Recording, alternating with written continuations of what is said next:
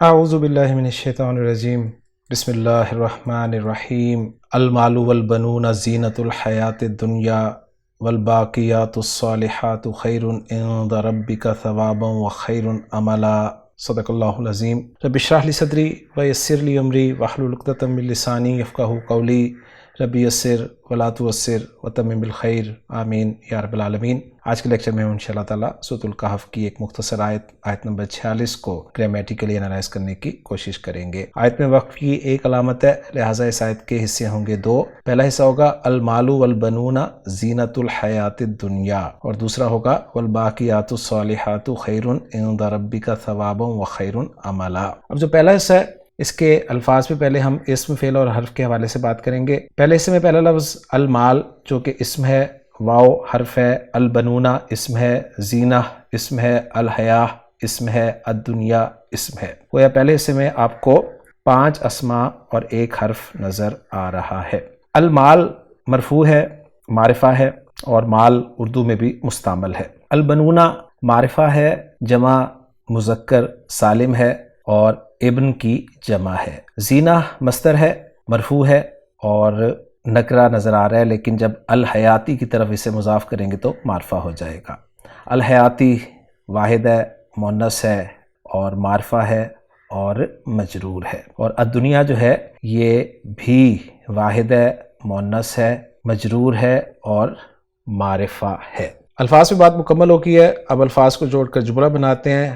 المال کو ہم مبتدا بنا دیں گے کیونکہ مرفوع ہے اور معرفہ ہے، واو عاطفہ ہو جائے گا، اور البنونا جو ہے یہ بھی چونکہ مرفوع ہے اور معرفہ ہے، لہٰذا اس کا عطف ہم المال پہ کر دیں گے۔ گویا المال جو ہے معطوف علیہ واو عاطفہ، اور البنونا جو ہے یہ معطوف علیہ اپنے معطوف سے مل کر پھر مبتدا ہو جائے گا۔ یا سادہ سی ترکیب جو میں نے آپ کے سامنے لکھی ہوئی ہے آپ اس طرح سے بھی کر سکتے ہیں کہ المال کو مبتدا بنا دیں، واو کو عطفہ بنا دیں اور البنونا کو عطف کر دیں المال پر۔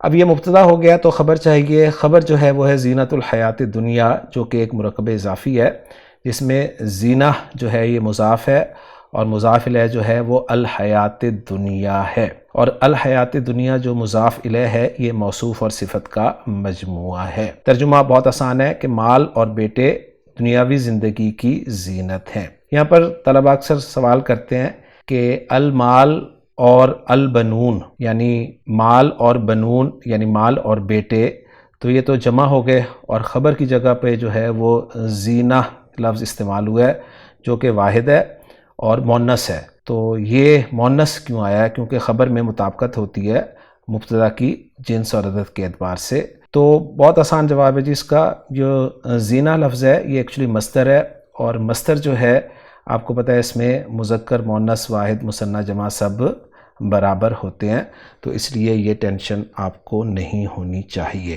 اور مصدر جو ہے یہ کبھی اسم الفاعل کے معنی میں ہوتا ہے، کبھی اسم المفعول کے معنی میں ہوتا ہے، تو یہاں پر یہ اسم المفعول کے معنی میں ہے۔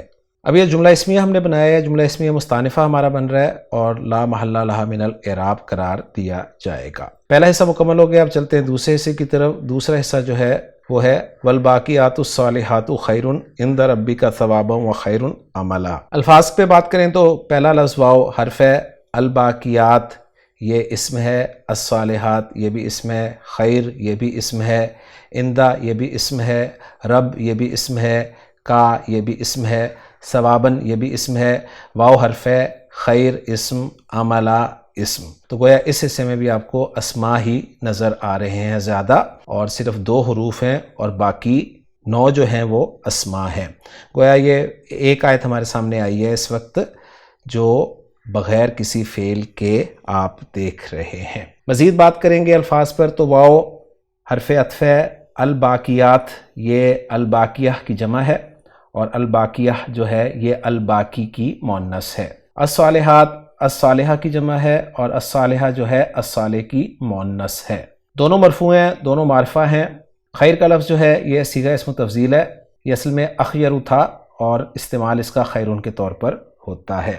عندہ ظرف ہے، رب اسم ہے، مجرور ہے اور مضاف ہے کاف ضمیر مجرور متصل کی طرف۔ ثواباً کا لفظ جو ہے یہ منصوب استعمال ہوا ہے، نکرہ استعمال آپ دیکھ رہے ہیں اس کا، اور اجر کے معنی میں یہ استعمال ہوتا ہے۔ واو حرف ہے، خیر کا لفظ ایک مرتبہ پھر آپ کے سامنے آ گیا، اور آخری لفظ جو ہے اس حصے کا اور اس آیت کا وہ ہے عملاً۔ عملاً لفظ کے بارے میں خان صاحب لکھ رہے ہیں کہ حمزہ میم لام اس کے حروف مادہ ہیں۔ ورب کے طور پر اگر یہ استعمال ہو تو باب نون سے آتا ہے، عملا یعملو عملاً، امید کرنا۔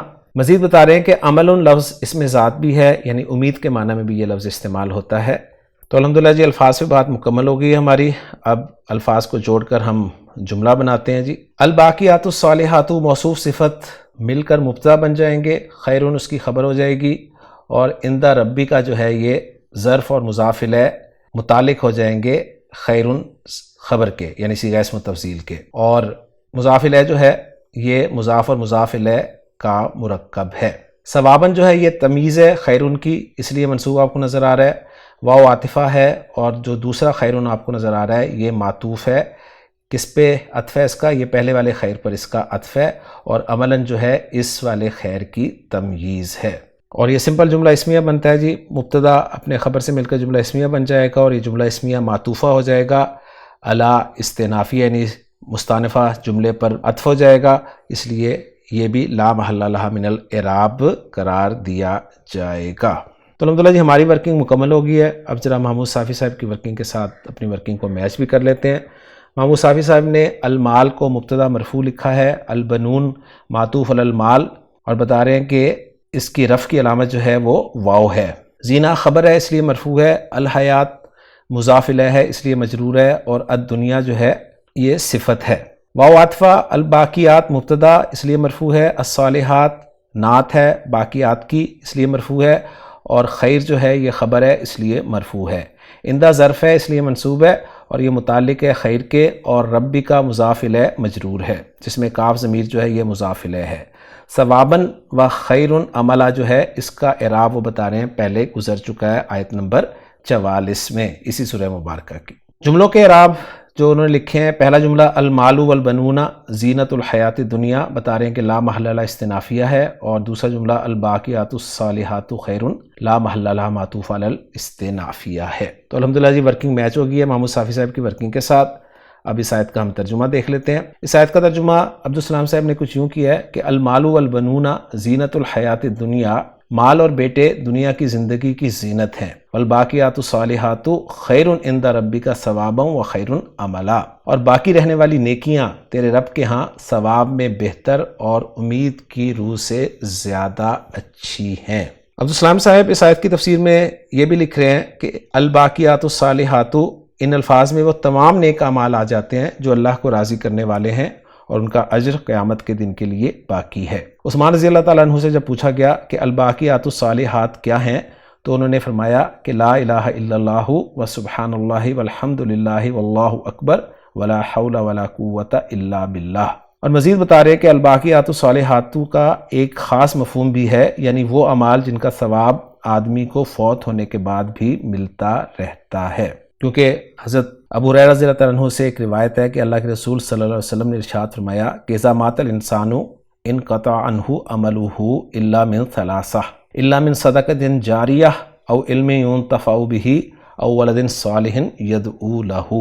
یہ حدیث ہم نے لسان القرآن کورس میں پڑھی تھی کہ آپ نے فرمایا کہ جب انسان مر جاتا ہے تو اس کا عمل اس سے منقطع ہو جاتا ہے سوائے تین چیزوں کے۔ پہلی چیز ہے صدقہ جاریہ، دوسری ایسا علم جس سے نفع اٹھایا جائے، اور تیسری ایسی نیک اولاد جو اس کے لیے دعا کرے۔ تو الحمدللہ جی آج کے لیکچر میں سورۃ الکہف کی آیت نمبر 46 جو کہ ایک مختصر آئی تھی، گرامیٹیکلی انالائز ہو گئی ہے۔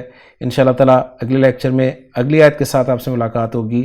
سبحانک اللہم و بحمدک، اشہد ان لا الہ الا انت، استغفرک و اتوب الیک۔